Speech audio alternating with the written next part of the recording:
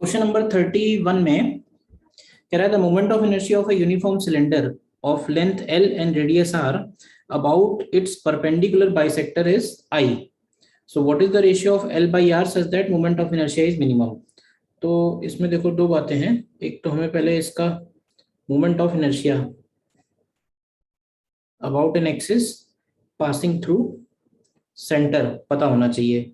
तो देखो ये जो सिलेंडर है इसका लेंथ हो गया एल, ठीक है. रेडियस हो गया इसका कैपिटल आर.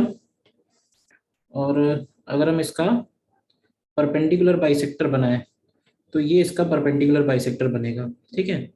अब देखो इसका जो मोमेंट ऑफ इनर्शिया है इस एक्सिस के अबाउट, इसको याद रखने का एक तरीका ये है कि ये रॉड और डिस्क का डायमीटर एक्सिस के अबाउट मोमेंट ऑफ इनर्शिया का सम है. बाकी अगर आपको ये फॉर्मूला प्रूफ करना होगा तो फिर हमें इस एक्सिस से एक्स डिस्टेंस पे एक डिस्क एज्यूम करनी पड़ेगी. उस डिस्क का मोमेंट ऑफ इनर्शिया पहले उसके प्लेन में लिखना होगा और फिर हमें पैरेलल एक्सिस थ्योरम लगा के उसको इस एक्सिस के अबाउट लिखना होगा. और फिर हम इसको इंटीग्रेट करेंगे -L/2 से +L/2, ठीक है. हालांकि ये फॉर्मूला स्टैंडर्ड बताते हैं तो ये तो आप याद रखो ही. अब कह रहा है कि हमें आई की वैल्यू को मिनिमाइज करना है. उसके लिए एल और आर का रेशियो क्या होना चाहिए. इसका मतलब ये है कि हम लेंथ और रेडियस को चेंज कर सकते हैं. लेंथ बढ़ा सकते हैं, रेडियस कम कर सकते हैं, या रेडियस बढ़ा सकते हैं तो लेंथ कम कर सकते हैं. कहने का मतलब है कि पूरा जो ये सिलेंडर है, ऐसे बोल सकते हैं कि इसका वॉल्यूम कांस्टेंट है, या ऐसे बोल सकते हैं इसका मास कांस्टेंट है.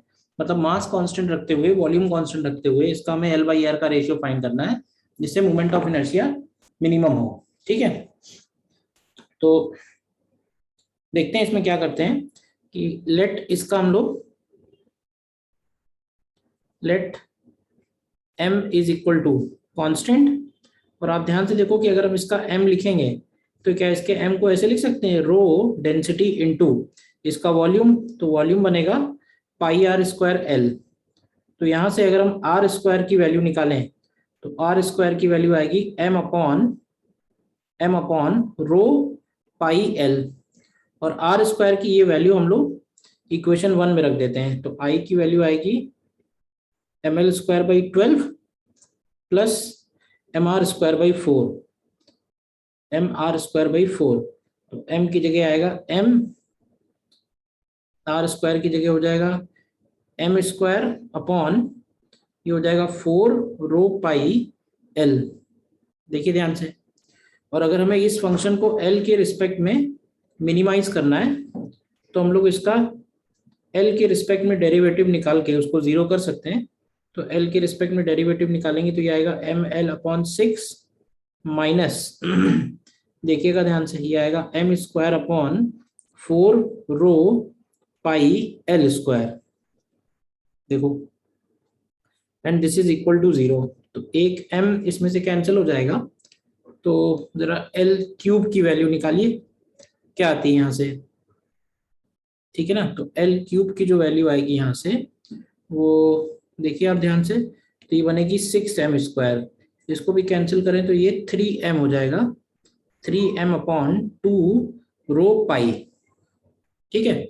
अब ऊपर जो ये r का एक्सप्रेशन आया था ना, ये वाला एक्सप्रेशन, इसमें हम लोग एक काम ये करते हैं, l² से डिनोमिनेटर में दोनों तरफ डिवाइड कर देते हैं. तो r²/l² is equal to m upon rho pi l³ हो जाएगा. तो m upon rho pi l³ की वैल्यू आप देखोगे तो 2/3 आएगी.